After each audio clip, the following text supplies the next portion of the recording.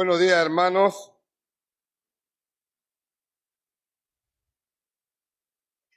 Siempre doy las gracias a nuestro Dios por el privilegio que nos da de traer su palabra. Hoy vamos a continuar, hermano, con este mensaje expositivo del libro de Marcos. Después de 2 semanas que habíamos puesto los mensajes positivos y habíamos estado con el pastor Perdomo con los otros mensajes, hoy continuamos, hermanos, con estos mensajes positivos del libro de Marcos, del Evangelio de Marcos. Y vamos a continuar, hermano, en el capítulo 7. Y hoy vamos a ver, hermano, del versículo 24 al versículo 29. Versículo 30, hermano.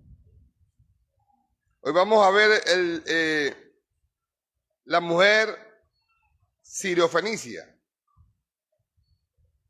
Marcos 7, 24 en adelante dice así. Levantándose de allí, se fue a la región de Tiro y de Sidón. Y entrando en una casa, no quiso que nadie lo supiese, pero no pudo esconderse. Porque una mujer cuya hija tenía un espíritu inmundo, luego que oyó de él, vino y se postró a sus pies. La mujer era griega y sirofenicia, de nación, y le rogaba que echase fuera de su hija al demonio. Pero Jesús le dijo: deja primero que se sacien los hijos, porque no está bien tomar el pan de los hijos y echarlos a los perrillos. Respondió ella y le dijo: Señor, sí, Señor, pero aún los perrillos debajo de la mesa comen de las migajas de los hijos. Entonces le dijo: por esta palabra ve, el demonio ha salido de tu hija. Y cuando ella llegó a su casa, halló que el demonio había salido y la hija acostada en la cama. Este es el consejo de nuestro Dios. Quiero decirle, hermano, que este es un pasaje muy conocido de la mujer siriofenicia, o como dice Mateo 15 dice, o la mujer cananea. Es un pasaje que nosotros, hermanos, usamos a menudo para mostrar la naturaleza de la verdadera fe. Esta mujer siriofenicia de la historia creyó en Jesús. Creyó en Jesús, hermano, a pesar de todas las circunstancias que estaban en su contra. Y podemos ver cómo el Señor la bendijo a causa de su fe. Quiero decirle que tanto Marcos y Mateo, y vamos a estar viendo Mateo porque Mateo nos amplía un poco más sobre este tema. Tanto Marcos y en Mateo 15 son los dos evangelios, hermanos, que narran esta historia. Nos dice que el Señor se fue de Galilea. Ya él estaba en Galilea y dice que de manera explícita dice que él se retiró a la tierra de Tiro y de Sidón. No sabemos si fue para ir a descansar o para evitar una confrontación prematura con los líderes religiosos de Israel. Quiero, para que nos entendamos algo importante, ¿qué distancia hay entre Galilea y Tiro? Entre Galilea y Tiro, hermano, hay 265 kilómetros. Y de Galilea hasta Sidón hay 295 kilómetros. Así que aproximadamente caminando Jesús tuvo que haber tomado unos 15 días. Caminando lento, pero si iba predicando en el camino quizás tomó más días.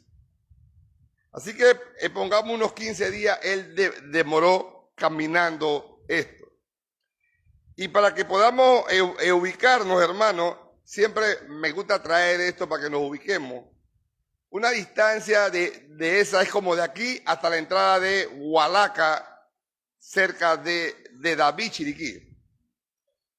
Es esa distancia en toda la entrada de Hualaca. Así que era bastante lejos, hermanos. Y recordemos, hermanos, que hace 2, 3 domingos atrás, aproximadamente el 24 de mayo, el pastor Edgardo nos trajo este mensaje que habló del versículo 1 al versículo 23 de Marcos 7.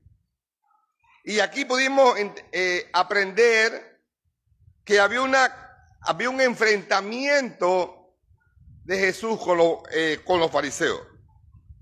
Porque el Señor Jesucristo expuso, hermano, la hipocresía religiosa legalista de estos hombres.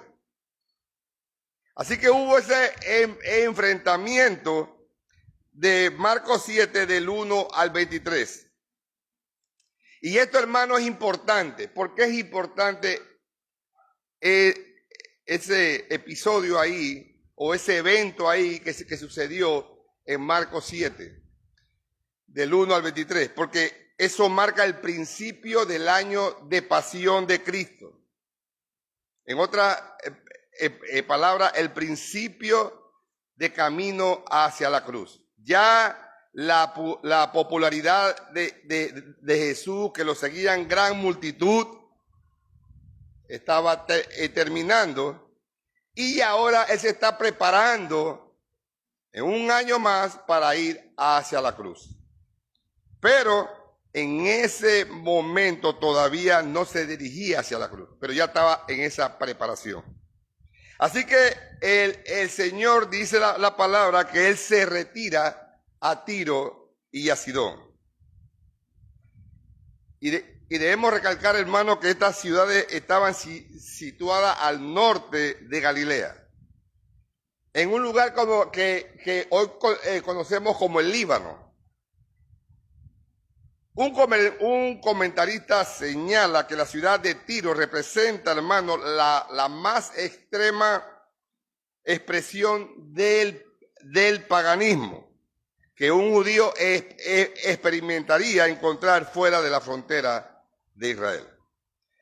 Así que es muy significativo que el Señor haya escogido precisamente esta región como lugar de su retiro. Marcos nos dice que el Señor entró a una casa. Y dice Marcos que él entrando a una casa no quiso que nadie lo supiese.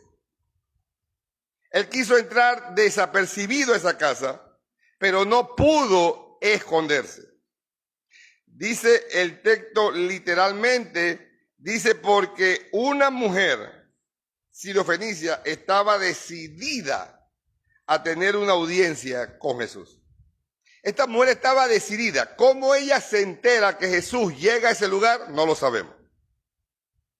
Pero esta mujer estaba decidida a tener una audiencia con Jesús. Y aquí podemos ver algo, hermano. Esto nos enseña ella nos enseña que la verdadera fe, esta mujer, con esa fe que ella tenía, es como un imán. Es un imán que nos atrae hacia el Señor. Esta mujer tenía, hermano, una gran necesidad y al mismo tiempo una gran confianza depositada en la persona de Jesucristo. Es importante recalcar, hermano, que no conocemos el nombre de esta mujer, pero sí conocemos las circunstancias que marcaron la vida de esta mujer. Y Marcos nos dice que era que ella era griega, culturalmente hablando, es decir, una mujer gentil. Ella no pertenecía a la nación de Israel. Y para colmo, Marcos dice que ella era sirofenicia de nacimiento. En otras palabras, hermanos, para que podamos entender, esta mujer provenía de un trastorno groseramente pagano, en un contraste muy marcado con los fariseos de la historia anterior. Si ustedes recuerdan, hermanos, lo que aprendimos hace 3 semanas atrás, aquellos judíos, a esos fariseos eran religiosos y sumamente decentes. Pero esta mujer venía de un contexto inmoral y sumamente idólatra. De hecho, hermano, la nación de Tiro fue la que exportó la adoración a Baal a Israel.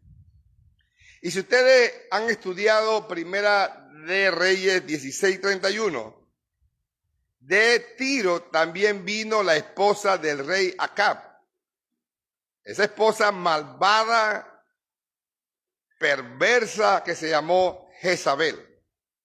Los que saben esa historia, ella vino de ese lugar. Sin embargo, hermano, estos fariseos que tuvieron un encuentro con Jesús del versículo 20 al versículo 23, eran hombres decentes, hombres moralistas, religiosos, pero eran incrédulos. Eran incrédulos, no creían en Jesús. Y en cambio, esta mujer que provenía de un contexto inmoral, un contexto sumamente idólatra, demostró tener una gran fe en la persona de Jesús.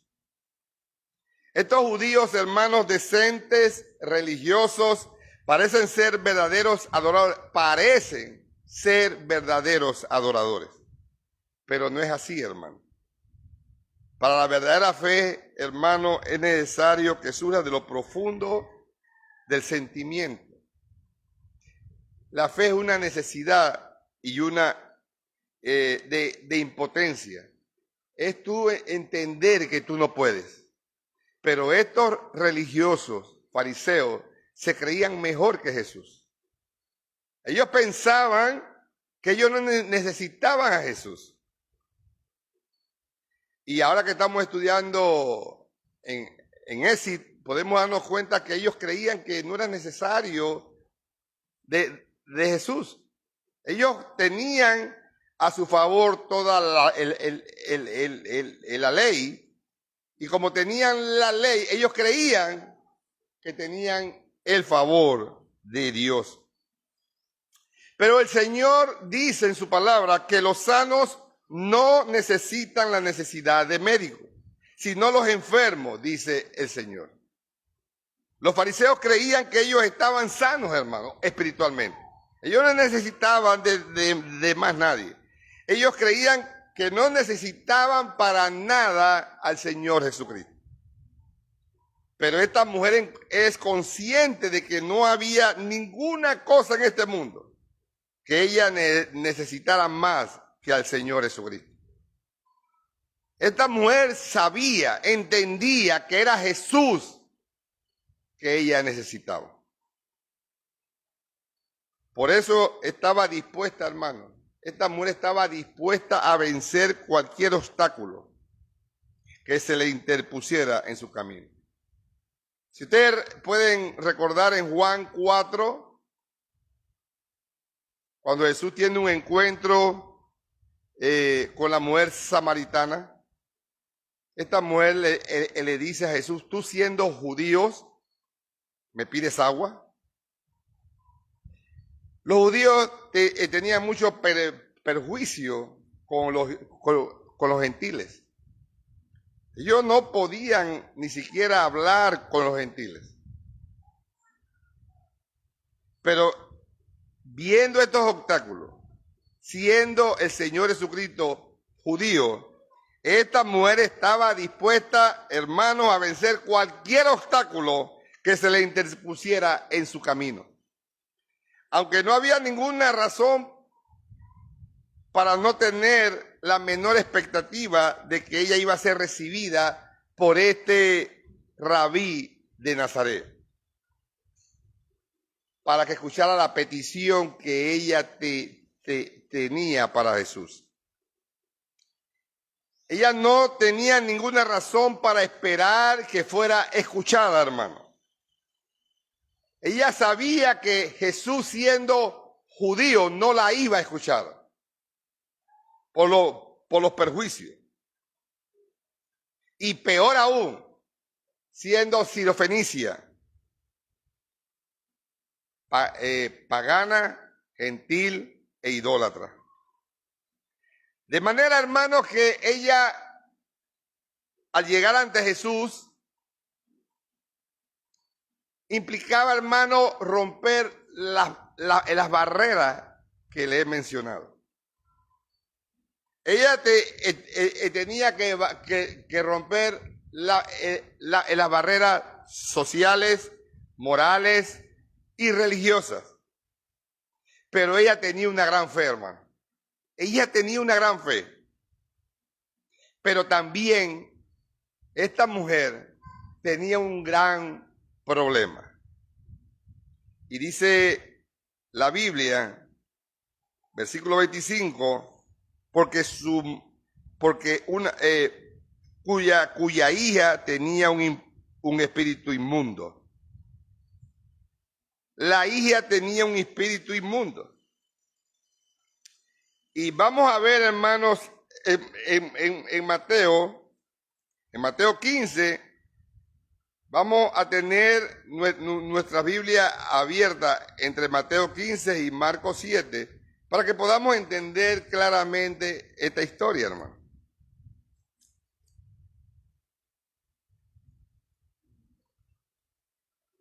Mateo 15 y Mateo 15 del 21 al 28 habla sobre esta historia paralela.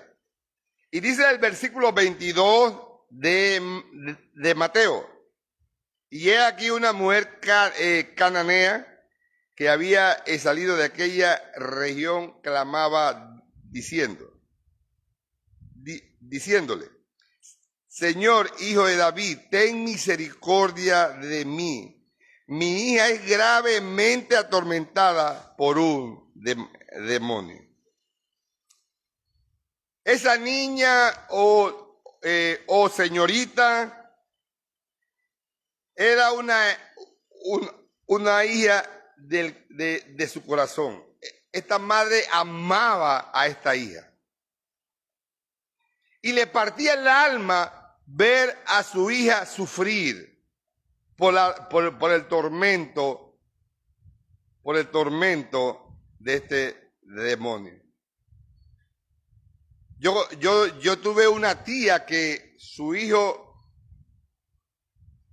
era atormentado por demonios allá en Nicaragua. Y esta madre sufría por ese hijo. Y por eso, hermano, puedo entender lo que sufre un padre cuando su hijo está poseído por un demonio. Puedo entenderlo. Y yo quiero, hermano, como siempre le digo, que se imaginen, se metan en la lectura, sean parte de la lectura, para que puedan entender en carne propia lo que esta madre estaba sufriendo por su hija. Así que, hermano, esta madre, cuando la veía en esa terrible condición espiritual de oscuridad que esa niña estaba, o esa joven estaba, ella sufría en carne propia lo que su hija estaba pasando. Y ella sabía, esta mujer sirofenicia sabía que solo Jesús podía liberarla de la esclavitud del demonio. Solo la única solución era Jesús. Ahora hay que entender algo, hermano. De alguna manera los hechos de Jesús en Galilea habían llegado hasta la región de Tiro y de Sidón. ¿Cómo llegaron toda esa información? No lo sabemos. Pero cuando Jesús llega a este lugar, ellos ya sabían todo lo que Jesús había hecho en Galilea. casi a 300 kilómetros de distancia. En esos tiempos, hermano, no había las redes sociales que hay hoy en día. Pero ya ellos estaban enterados quién era Jesús. Así que esta mujer sirofenicia no estaba dispuesta a dejar pasar, hermano, esta oportunidad de ir hasta Jesús. Ella estaba dispuesta, pase lo que pase. Ella estaba dispuesta a tener ese encuentro con nuestro Señor Jesucristo. Quiero abrir un paréntesis, hermanos, aquí, para que nosotros los padres podemos entender esta situación. Los padres, hermanos, somos personas especiales con nuestros hijos. Pero ¿por qué digo esto? Quiero decirle que si tú tienes un hijo o una hija enferma o en peligro, tú vas a hacer lo que sea para ayudar a ese hijo. Hermano, hay padres que han vendido sus casas, sus posesiones, por la salud de sus hijos. Y yo sé que los padres entendemos eso. Así que esta mujer estaba decidida a todo con tal de llegar a los pies de Jesús. Y esto es precisamente lo que nosotros vamos a ver en esta historia, hermano. Vamos a Marcos versículo 26 y dice: y la mujer era griega y sirofenicia, de nación, y le rogaba que echase fuera de su hija al demonio. Dice la palabra que ella rogaba. Hermano, rogaba. Aquí la idea de este verbo en griego es que ella insistía. Ella insistía desesperada. Una y otra vez. Ustedes pueden imaginarse esa señora atrás de Jesús: escúchame, ten misericordia, y gritando, no hablando así como estoy yo. Gritando desesperada. Y no una vez. Ella repetía eso. Pero Jesús no hacía nada. Vamos a Mateo capítulo 15, versículo 22. ¿Qué nos dice Mateo de esta misma escena? Dice: y he aquí una mujer cananea que había salido de aquella región, clamaba diciendo: Señor, hijo de David, ten misericordia de mí. Mi hija es gravemente atormentada por un demonio. Miren la expresión que ella usa: Señor, hijo de David. Ella reconocía que él era el Mesías. Ella lo reconocía. Ten misericordia de mí. Esta expresión es muy profunda, que no podemos entrar a desglosarla. Pero es muy profunda esto que ella estaba diciendo. Hermano, esto es para que meditemos en esto. Esta mujer, no conociendo la ley de Moisés, entendía que Jesús era el hijo de David. Y ella decía: mi hija es gravemente atormentada por un demonio. El dolor de su hija era su propio dolor. Y la miseria de su hija era su propia miseria. Señor, hijo de David, ten misericordia de mí.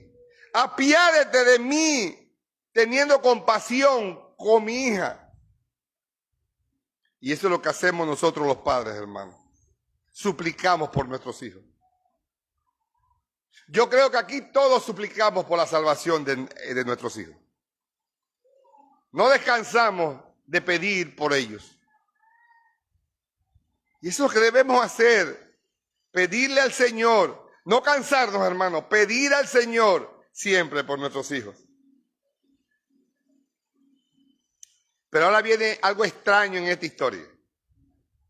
Algo extraño que si usted lo lee vienen cosas. ¿Qué pasa aquí?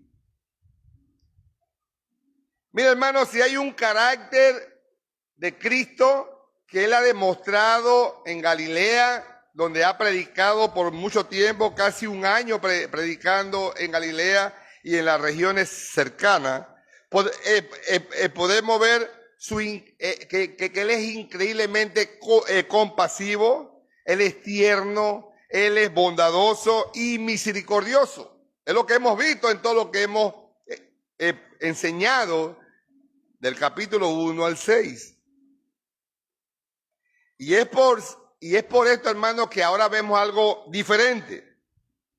Vemos esta reacción hacia esta mujer sirofenicia. ¿Qué resulta, hermano? Que lo que Jesús le dice a ella es algo chocante y no esperado. Es algo chocante, hermano. Y nuevamente le digo que estamos usando Mateo y Marcos para que podamos entender más esto. Y el relato de Mateo es más extenso que el de Marcos. Así que vamos a Mateo 23, nuevamente. Mateo 22. Y he aquí una mujer cananea que había salido de aquella región, clamaba diciendo: Señor, Hijo de David, ten misericordia de mí. Mi hija es gravemente atormentada por un demonio. Versículo 23. Y miren ahora lo que pasa aquí. Pero Jesús no le respondió palabra. Tremendo, hermano. Esta mujer viene ya buen rato atrás de Jesús gritando: ten misericordia de mí, ten misericordia de mí. Y Jesús ni caso le hace. No le hace caso. Y esto podemos verlo, hermano, en nuestras vidas hoy en día. ¿Cuántos de los que estamos aquí estamos pasando dificultades? Y comenzamos a pedirle al Señor: Señor, ten compasión. Mira el problema por donde estoy pasando. Y nos cansamos de pedir. Pedimos un día, 2 días, 3 días. Y de una vez comenzamos a buscar las conexiones que tenemos en los hospitales. Y si es algo con las autoridades, con quien tenemos en condiciones, con los jueces, con los abogados. Y nos olvidamos de Jesús. Pero esta mujer, aunque Jesús no le decía nada, seguía insistiendo. Y esto es una tremenda enseñanza, hermano. Hermano, no podemos cansarnos de suplicarle al Señor. No debemos cansarnos. Esta fe de esta mujer era tremenda, no siendo judía. Ella iba tras Jesús, no se cansaba, aunque Jesús dice que no respondía palabra. No, ni la volteaba a ver. Él seguía caminando. Usted puede imaginarse, hermano, imagínense qué entraba o qué pensaba esa mujer cuando ella gritaba atrás de Jesús y Jesús la ignoraba. ¿Qué estaba pensando ella en ese momento?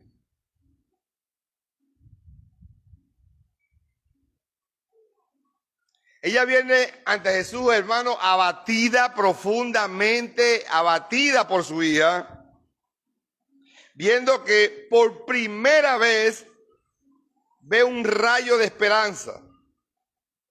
Porque ella sabe que solo Jesús, todo lo que ella le han contado, cómo Jesús echaba fuera los demonios en Galilea, ahora ella tiene a ese hombre al lado de su casa, cerca de su casa.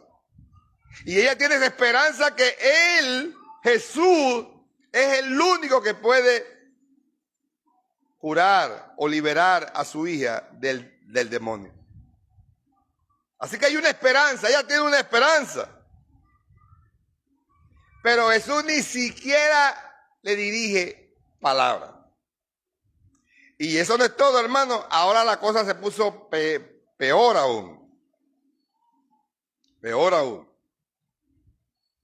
Y miren el versículo 23 de Mateo 15, lo que sucede. Dice, pero Jesús no le respondió palabra. Entonces, acercándose sus discípulos, le rogaron diciendo, despídela, pues da voces tras nosotros. Ya los discípulos estaban cansados de esa gritería atrás de ellos. Ya ellos estaban cansados, hermano. Jesús no, pero ellos sí. En otras palabras, cuando ellos dicen despídela, ellos le están diciendo, por favor, hazle caso, dile ya cualquier cosa para que se vaya. Ya estamos cansados de esta mujer escucharla. A veces, hermanos, cuando estamos pidiendo al Señor, suplicando al Señor por su misericordia, a veces llega un hermano y dice, ya no pidas más, estás cansando a Jesús. No, hermano, Jesús no se cansa. Él quiere que tú le pidas y le sigas pidiendo. Y le sigas pidiendo. Y vamos a verlo más tarde por qué Él permitía eso. Ahora miren lo que dice Jesús. Miren la respuesta de Jesús a los discípulos y también a esta mujer siriofenicia. Versículo 24 de Mateo 15. Él respondiendo dijo, no soy enviado sino a las ovejas perdidas de la casa de Israel. Quiero decirle una cosa, hermano, que esto fue peor que el silencio. Porque cuando estaba, que él no decía nada, bueno, hay una esperanza que diga algo. Pero ahora Jesús le está diciendo a ella, yo no tengo que ver nada contigo.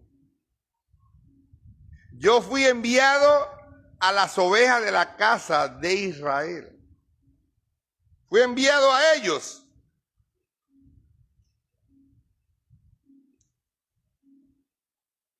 Pero en vez de ella desistir, miren lo que pasa en el versículo 25 ahora. Estamos en Mateo, hermano. Entonces ella vino y se fue brava. Ella se postró ante él diciendo, Señor, socórreme. Ahora ella se postra. Me imagino que ella pensó, hermano, bueno, me está diciendo que no. Antes ni me dirigía la palabra, pero ahora aunque sea dijo no. Bueno, ahora se postró ante Jesús.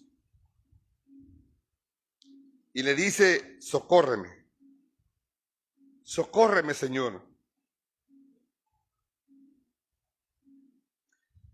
Hermano, cuando estudiamos la Biblia, los predicadores, y quiero también decirle, tenemos que imaginarnos lo que está sucediendo en el lugar. Ser parte de esa escena. Y tenemos que ver, hermano, ese cuadro desgarrador de esta mujer. Esta mujer, hermano, está totalmente desgarrada por el dolor, por la impotencia. Pero ella sabe que el único que la ayuda está ahí, frente a ella. Es el único que la puede ayudar. Esta mujer está derramando su alma frente a Jesús. Y le está suplicando de lo profundo, pero de lo profundo de su corazón. Por favor, Señor, socórreme. Ahora escuchen la respuesta de Jesús. Una respuesta más difícil. Esta mujer tenía mucha fe, hermano. Ahora sí vamos a Marcos 7 nuevamente. No quiten la mano de Mateo. Ahora, hermano, en Marcos 7:27, miren lo que Jesús le responde a ella. Pero Jesús le dijo, deja primero que se sacien los hijos, porque no está bien tomar el pan de los hijos y echarlo a los perrillos. ¡Oh! Hermano, es una respuesta muy dura, hermano. Muy dura. Muy dura y extraña. Y yo estoy seguro que de toda esa gente que estaba alrededor de Jesús no entendieron absolutamente nada de lo que Jesús estaba diciendo.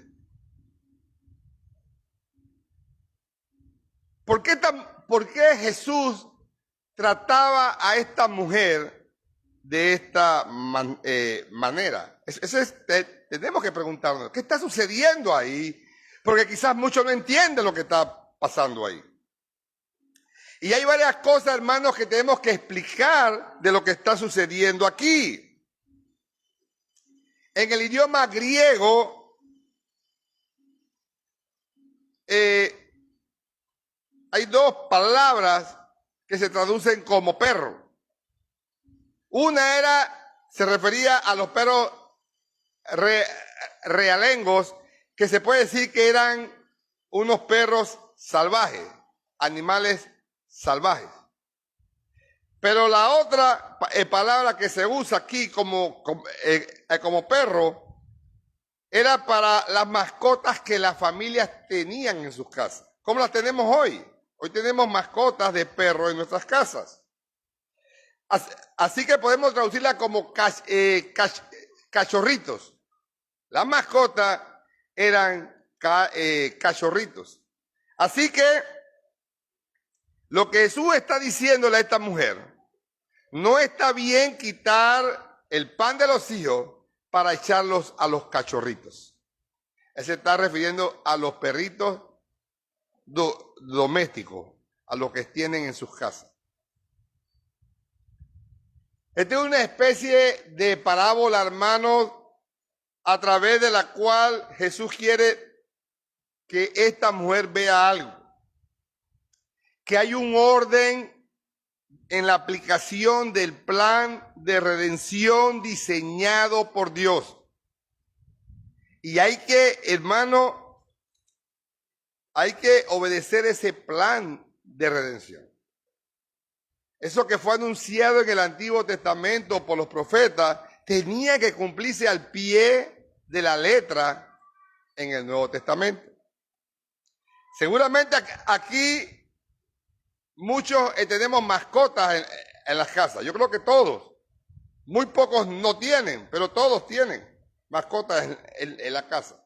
Y lo más normal, hermano, en las familias, aunque hay excepciones, pero lo más normal en la familia es que los hijos y la familia coman primero que los animales. Siempre comemos primero nosotros y después le damos de comer a los animales. Eso es lo más normal, aunque hoy en día hay excepciones de eso. Así que el Señor, hermano, está tomando este ejemplo que esta mujer conocía muy bien, para decirle, hija mía, hay un orden en este asunto. Hay un orden en el plan de redención. La familia y los hijos comen primero que los cachorros. ¿Qué le está diciendo Jesús a ellos? De la misma manera también es el Evangelio.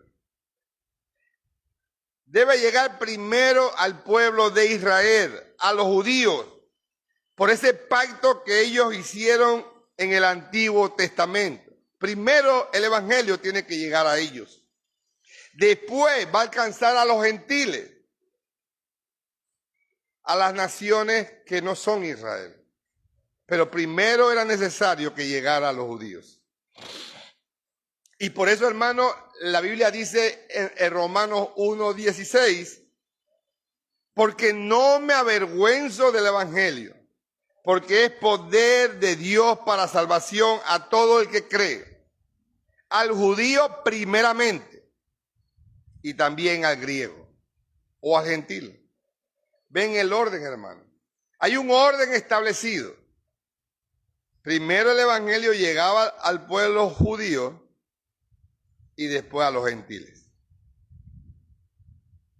Era necesario, hermano, que el Señor hiciera la oferta de salvación a los judíos. Eso era necesario. Antes de hacérsela a nadie más, para mostrar de esa manera que Él era el Salvador que había prometido por los profetas del Antiguo Testamento.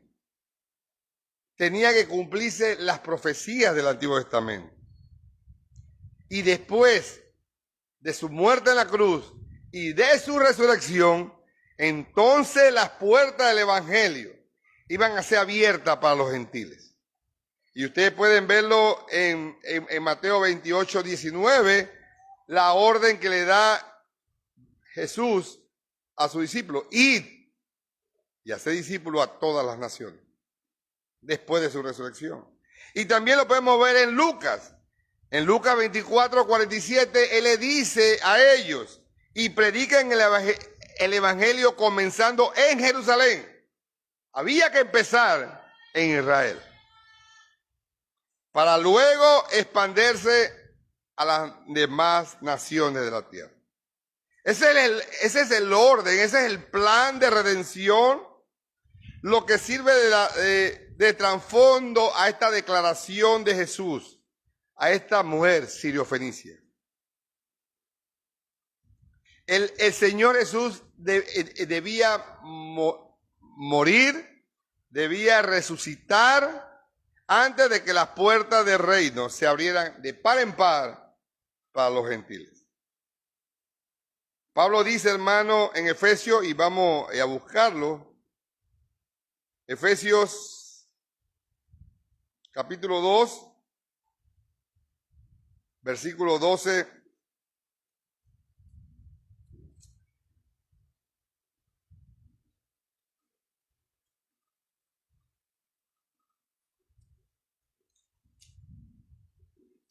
Efesios 2:12 dice: en aquel tiempo estabas sin Cristo, alejado de la ciudadanía de Israel y ajenos a los pactos de la promesa, sin esperanza y sin Dios en el mundo.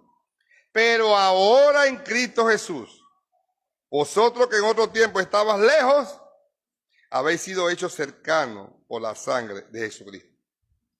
Aquí estamos viendo que primero Jesús tenía que llegar al Calvario, a la cruz, morir en esa cruz y resucitar al tercer día para que fueran abiertas las puertas del Evangelio para los gentiles.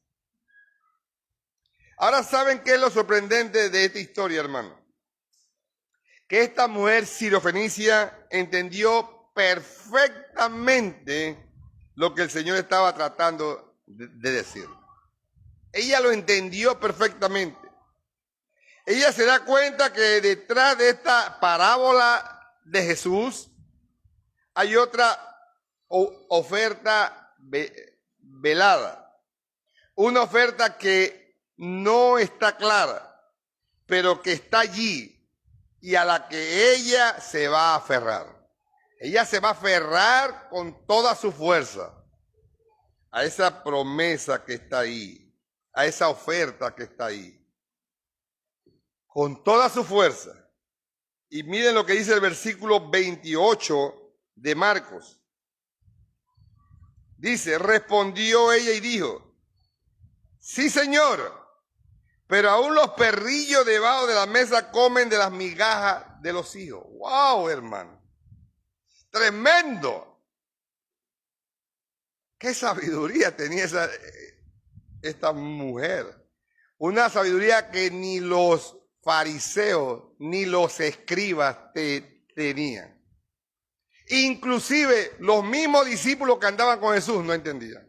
Ustedes se acuerdan que cada vez que Jesús daba una parábola, se apartaba con los discípulos para explicarle la parábola, porque ellos no la entendían. Pero esta mujer entendió lo que Jesús le estaba diciendo. ¡Cuánta sabiduría, hermano! Quiero decirle que en el Evangelio de Marcos, ella fue la primera persona que entendió una de las parábolas de Jesús. Fue la primera que entendió. Ustedes pueden darse cuenta de lo que esta mujer está diciendo y haciendo aquí. Jesús acaba de decirle que ella no tiene lugar en la mesa todavía. Pero luego que los hijos se sacien, cuando el evangelio haya sido llevado a las ovejas perdidas de la casa de Israel, entonces la invitación sería para todas las naciones. Y esta mujer, en vez de ofenderse por estas palabras que Jesús le acaba de decir, díganme ustedes de corazón, si ustedes reciben una respuesta de la magnitud que Jesús le dio a esta mujer, ¿qué viene a su mente? ¿Qué hubiera pensado esa mujer en el lugar? ¿Qué hubieran pensado ustedes en el lugar de esta mujer? ¿Quién se cree este hombre para hablarme de esta manera? Tratarme de perro. Eso es lo primero que viene a nuestra mente. Pero esta mujer no, en cambio, esta mujer dice con toda humildad, hermano, no hay problema, Señor. Entiendo el punto, ella lo entendió clarito. Yo acepto que soy un cachorro gentil. Yo acepto que soy un perro.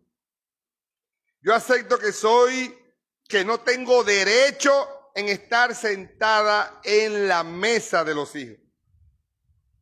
En ese banquete de abundancia. Yo acepto eso. Pero yo quiero que tú entiendas algo, Jesús de Nazaret. Yo me conformo con las migajas que caen de la mesa, del plato de tus hijos. Casi es imposible, hermano. Casi es imposible que no caigan migajas al suelo. Siempre que comemos, miren hacia abajo, hay una migaja en el suelo. Es muy raro que no suceda. Y más cuando hay niños, con mucha más razón. Yo tuve un hijo que no lo decir cuál es, que regaba todos los días la comida. Así que imagínense. Dice el erudito Jean Edouard que, como le dije hace un rato, esta fue la primera persona que entendió la parábola de Jesús. Es increíble, hermano. Los discípulos nunca entendieron nada. Era un problema. Hasta aquí los discípulos no entendían nada. Los fariseos menos. Los escribas, que eran los que tenían que enseñar, menos. Pero esta mujer entendió lo que Jesús le estaba diciendo. Esta mujer sirofenicia sabía que la provisión de Dios era para su pueblo, el cual ella todavía no pertenecía. Todavía esta mujer no pertenecía a su pueblo, al pueblo de Dios. Pero la abundancia de las sobras que caían de la mesa del maestro eran suficientes para satisfacer sus necesidades. Y quiero mencionarle, hermanos, que no se lo mencioné al principio, que el título de este mensaje es Alimento de la mesa del maestro. Alimento de la mesa del maestro. Y el alimento en la mesa del maestro era tan abundante, que las migajas caían al suelo. Y estas migajas podían saciar a esta mujer. Y por ello, y por esto, hermano, esta mujer insiste en su petición. Pero ella insiste en su posición. Ella insiste pidiéndole a Dios, pero con mucho respeto. Hoy día la iglesia ha perdido ese respeto. Hoy día cuando Jesús no escucha su plegaria, hoy día cuando Jesús no escucha la súplica, hay muchos que le dicen a Dios, ¿por qué a mí? ¿Por qué me pasan esas cosas a mí? Dando a demostrar que somos merecedores de toda gracia. Y no, hermano, no somos merecedores de toda gracia. Esta mujer sirofenicia nos estaba dando una lección, un protocolo espiritual para acercarse al Rey de los cielos. ¿Cuál es la forma apropiada en que nosotros debemos acercarnos a Dios en nuestras peticiones? ¿Cuál es esa forma? Pensemos un poco, hermano. Tenemos derecho de estar reclamando a Dios. Tenemos el derecho de estar proclamando, desatando todas las cosas, hermanos, que hacen en el día de hoy. Yo he escuchado oraciones, no aquí, gracias a Dios, pero en otros lugares yo he escuchado oraciones donde están orando por un enfermo y dice, yo expulso esa enfermedad en el nombre de Jesús, ya está fuera. ¿Quién eres tú para decir eso? Tú no puedes decir eso.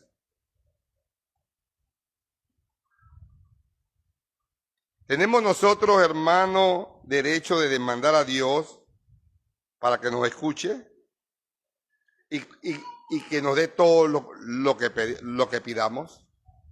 No, hermano, no tenemos ese derecho. Ella, mire, esta mujer sirofenicia estaba consciente de que no tenía ningún derecho de reclamar. Ella estaba consciente. Ella sabía que no tenía ningún derecho, absolutamente nada que reclamar.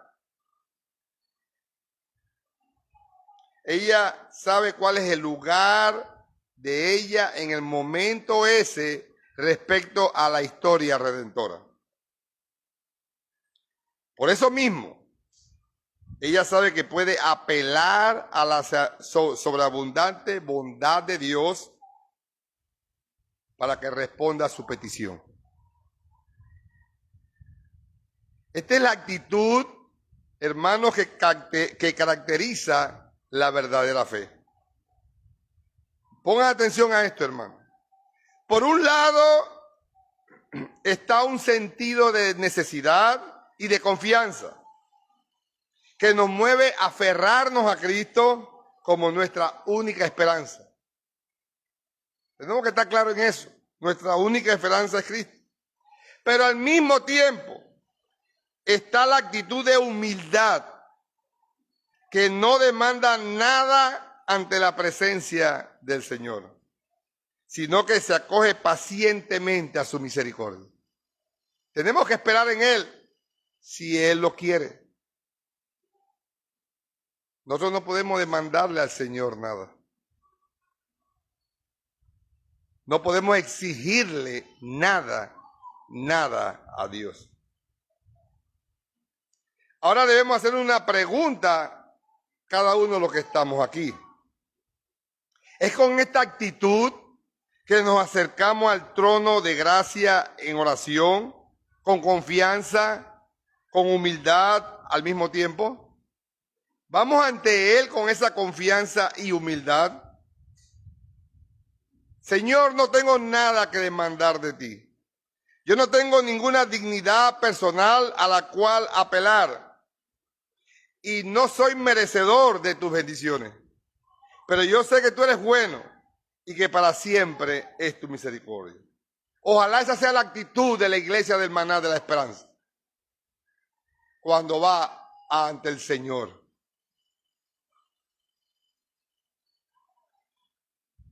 Mira, hermano, cuando usted va a algún almacén a comprar algo, vamos a poner un ejemplo, una estufa, usted puede revisar la estufa y si tiene un golpe usted puede reclamar. Esto tiene un golpe.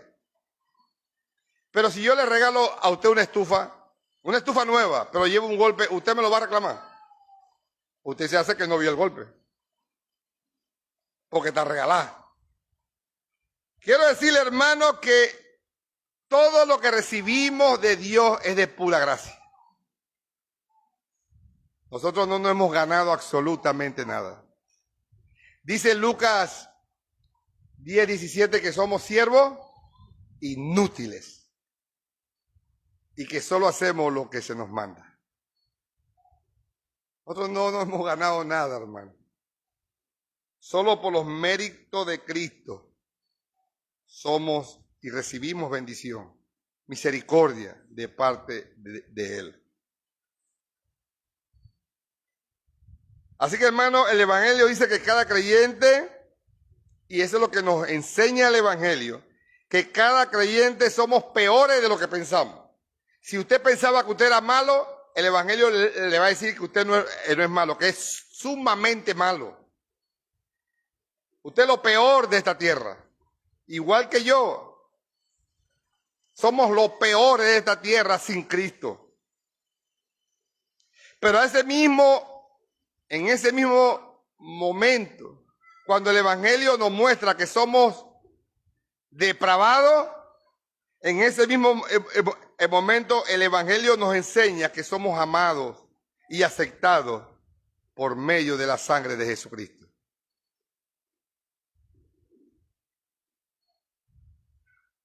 Y vamos a ser amados más de lo que podemos imaginar, hermano. Más de lo que podemos imaginar. Esa es la enseñanza del Evangelio. Tú eres peor de lo que creías, pero por causa de Jesús, tú eres más amado y aceptado por Dios como nunca llegaste a imaginar. Pensemos en esto, hermano, por un momento. Esta mujer sirofenicia se acercó al Señor aceptando su posición como alguien que no tenía derecho de estar sentada a la mesa. Ella sabía que no podía estar sentada con los hijos. Ella tenía que estar como los perritos recogiendo las migajas. Pero ¿saben qué, hermanos? Ese no es nuestro caso, hermano. Ese no es nuestro caso. Todo aquel que ha confiado en Jesucristo, que ha depositado su confianza en nuestro Señor y Salvador Jesucristo, quiero decirle que ya no eres un cachorrito gentil. Ahora tú estás sentado a la mesa. Ya tú no dependes de las migajas. Tú estás sentado a la mesa con nuestro Salvador. Nosotros, hermanos, somos los hijos de Dios. Somos aquellos para quienes Dios ha preparado un verdadero banquete de gracia. Él pone los alimentos en la mesa para nosotros. Miren lo que dice Efesios 1:3. Bendito sea el Dios y Padre de nuestro Señor Jesucristo, que nos bendijo con toda bendición espiritual en los lugares celestes en Cristo Jesús. Hermano, Dios nos bendijo con toda bendición. Y a veces nuestro comportamiento no es el bueno. A veces, hermano, estamos enojados contra Jesús. ¿Por qué yo estoy así? ¿Por qué estoy enfermo? Y nos enojamos contra Jesús. Yo no me merezco estar así. Qué malagradecidos somos. Qué malagradecidos somos ante el Señor. Y esta mujer sirofenicia que no conocía la ley de Moisés fue agradecida, a pesar que no era recibida. Así, hermano, que si las migajas de la mesa de Dios fueron más que suficientes para saciar la petición de esta mujer sirofenicia, ¿cuánto más es suficiente para que nosotros que estamos sentados a la mesa tengamos, hermano, o recibamos respuesta a nuestras oraciones? ¿Cuánto más, hermano? ¿Cuánto más siendo hijos? Ahora, ¿cuál es la enseñanza en esta historia? Me imagino que algunos están pensando ahora ahí sentados, estamos pensando, bueno, ahora entiendo todo. Significa que ahora soy hijo, estoy sentado a la mesa del maestro donde el alimento abunda, así que ahora yo puedo demandar lo que sea a Dios. Yo mando, ato y desato y hago cualquier cosa. No, hermano, eso no es así. Eso no es así, hermano. Recuerda, mi hermano, recuerda esto bien claro, que es el trono de gracia. Acerquémonos al trono de gracia. Todos los favores que recibimos de la mano de Dios siempre serán regalos de gracia, que son derramados sobre nosotros únicamente por la causa de Jesús. Usted no ha comprado nada, usted no ha pagado nada, usted todo lo que recibe es por gracia. Y usted puede decir, pero yo hago y hago y hago. Tú no haces nada que llegue a conmover el corazón de Jesús. Recuerda y recordemos todos que somos siervos inútiles, que hacemos solo lo que nos manda.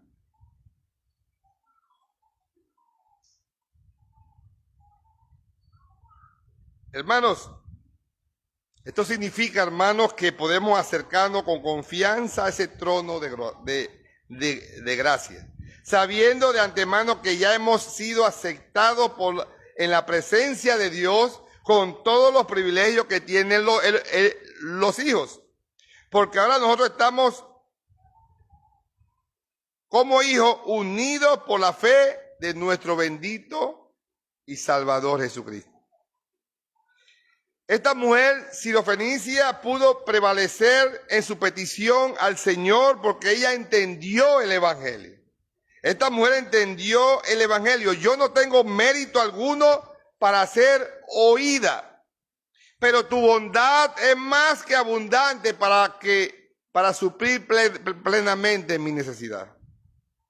Así que ella dice, yo voy a seguir aquí como cachorro debajo de la mesa. ¿Y saben qué sucedió, hermano? ¿Saben qué hizo Jesús? Honró la confianza de esta mujer. Versículo 29, hermano, de Marcos 7. Entonces Jesús le dijo, por esta palabra ve, el demonio ha salido de tu hija. El demonio ha salido de tu hija. Mateo 15, 28 dice, entonces respondiendo Jesús dijo, oh mujer, grande es tu fe, hágase contigo como quieres. Dios honra, hermano. Dios honra la fe que tú tengas,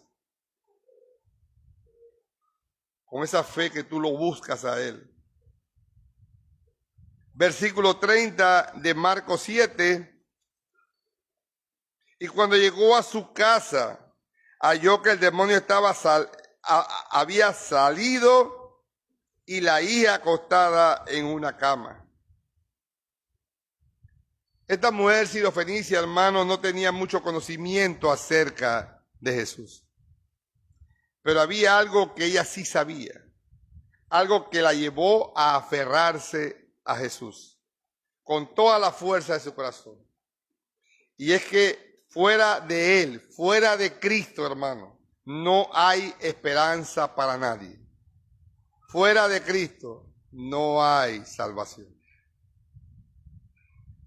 Lo que hacía grande la fe de esta mujer era esa extraña combinación de una profunda necesidad con una gran confianza y una disposición humilde para seguir esperando en Jesús con todas las circunstancias que tenía en contra.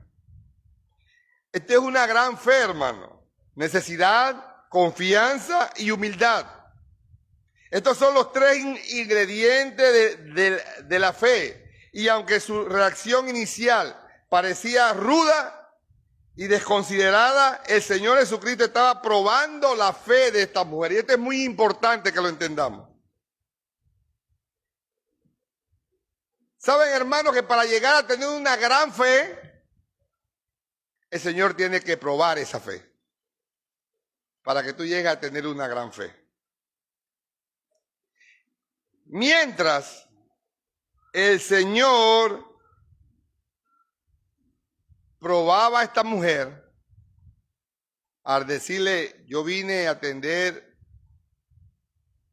la casa de Israel y no a ti, al mismo tiempo que él la probaba, el Señor estaba ahí rogando al Padre para que esa fe no faltara. Lo mismo que hizo con Pedro el día de su crucifixión, cuando fue zarandeado por Satanás. Jesús dijo, yo voy a rogar por ti para que tu fe no falte. Esto fue lo mismo que sucedió con esta mujer sirofenicia. Jesús estaba probándola, pero al mismo tiempo rogando para que su fe no faltara.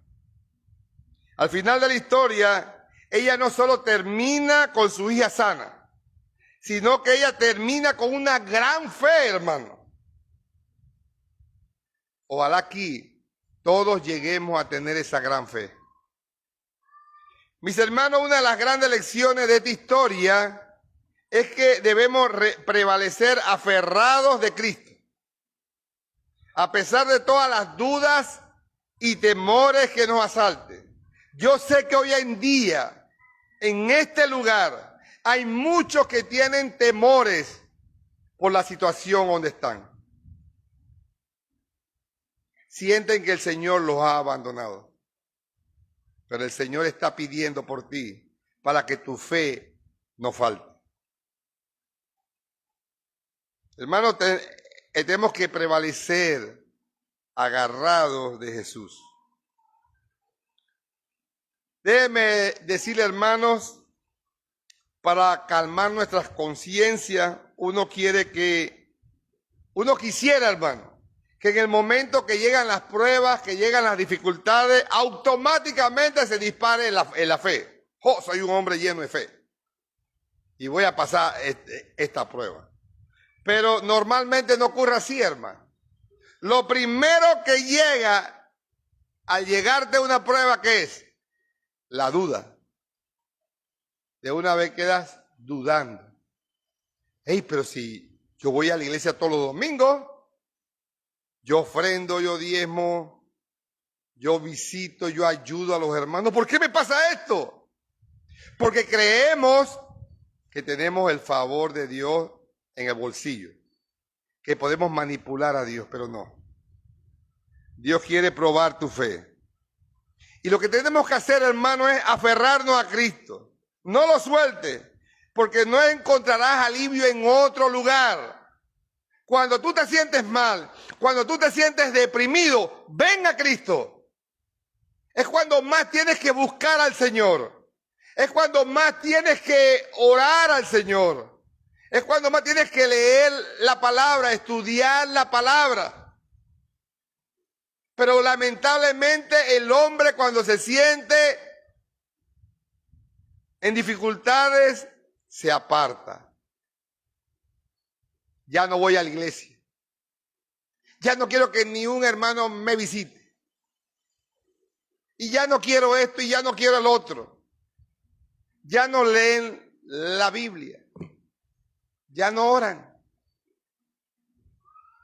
Porque lo primero que llega a nuestras vidas es la duda en medio de la tormenta. Hermanos, aferrémonos al Señor y en Él encontraremos un alivio oportuno. Cuando la duda te llegue en medio de una prueba o tribulación, recuerda que la mujer sirofenicia no tenía certeza de nada, hermano, de nada.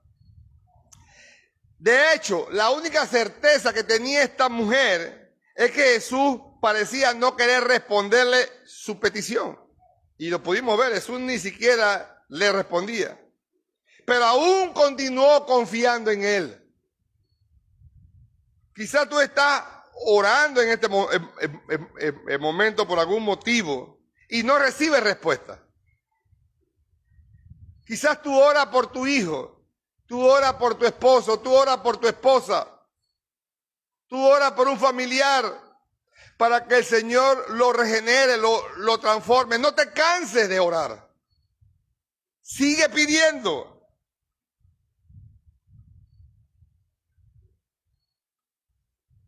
Puede ser que pasen años y no recibas respuesta, pero sigue pidiendo igual que la mujer sirofenicia. Derrámate en humildad ante el Señor.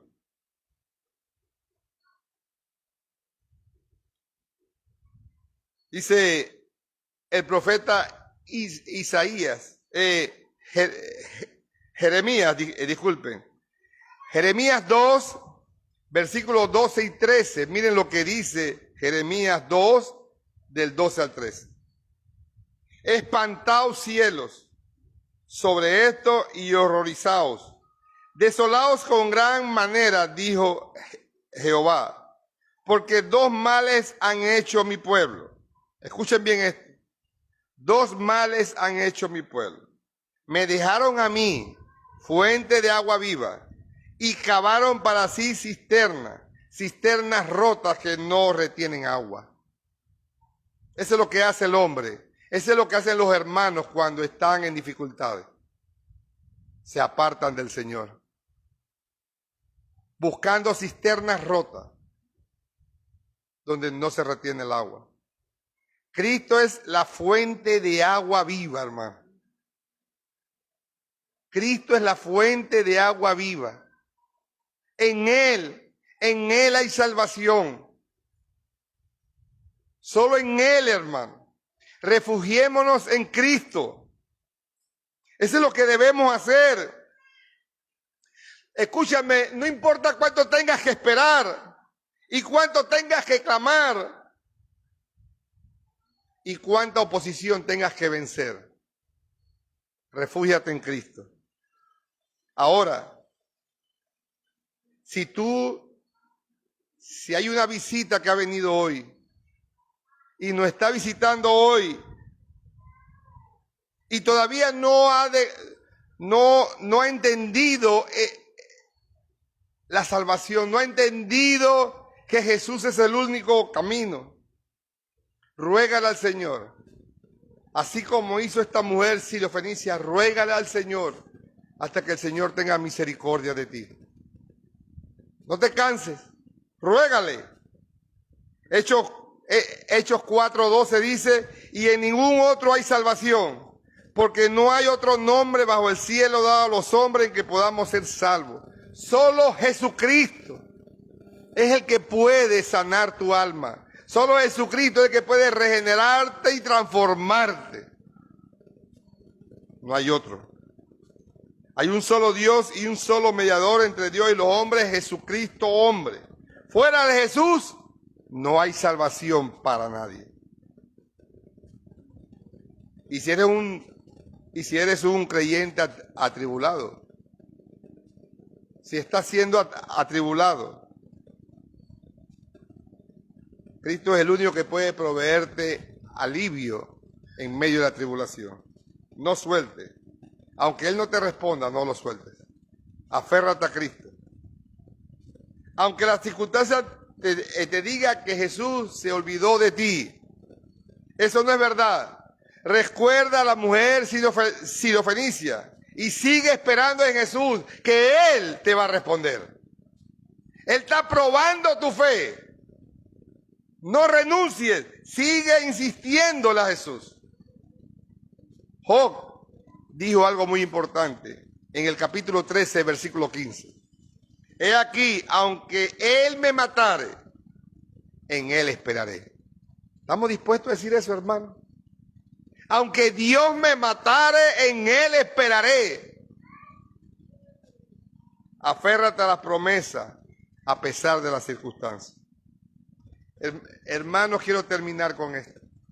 Nosotros somos los hijos y estamos sentados en la mesa para disfrutar del banquete, ese banquete de gracia, esa mesa preparada por el Maestro para nosotros. Confiemos en Jesús, porque algún día Él vendrá por su iglesia y nos sentaremos con Él en esa mesa y Él nos servirá a cada uno de nosotros. Pongámonos de pie, hermano. Padre Celestial, te alabamos. Padre, te damos gracias por tu palabra. Gracias, Señor, por esta historia de esta mujer sirofenicia, que no conociéndote, demostró tener una gran fe en ti, Señor. Padre, te ruego por esta iglesia del Maná de la Esperanza.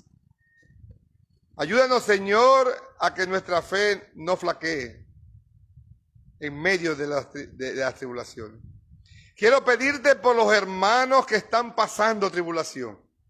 Hay hermanos enfermos, hay hermanos en problemas económicos, hay hermanos con su familia pasando problemas con sus esposas y sus hijos. Hermano, Padre, ayúdanos que nuestra fe no falte. Ayúdanos para que nos aferremos así como hizo esta mujer, pidiendo misericordia. Danos fe, Señor. Danos fe para que podamos mantenernos firmes sobre la roca, que eres tú, Señor. Te damos gracias, Señor, por esta iglesia. Te pido, Padre, por las visitas que están hoy aquí, por los que no te conocen. Te ruego, Padre, que ponga en ellos el querer como el hacer, para que rueguen misericordia por su vida, para que rueguen misericordia por su salvación, para que tú puedas regenerarlos, Señor, para que ellos puedan entender que son pecadores, que son grandes pecadores, pero que tú eres un gran Salvador. Tu palabra dice que donde abundó el pecado, sobreabundó la gracia. Ayuda a estas visitas, ayuda a estas personas que nos visitan, que te reconozcan como el único Salvador. Gracias, Padre, por tus consejos aquí en Marcos 7.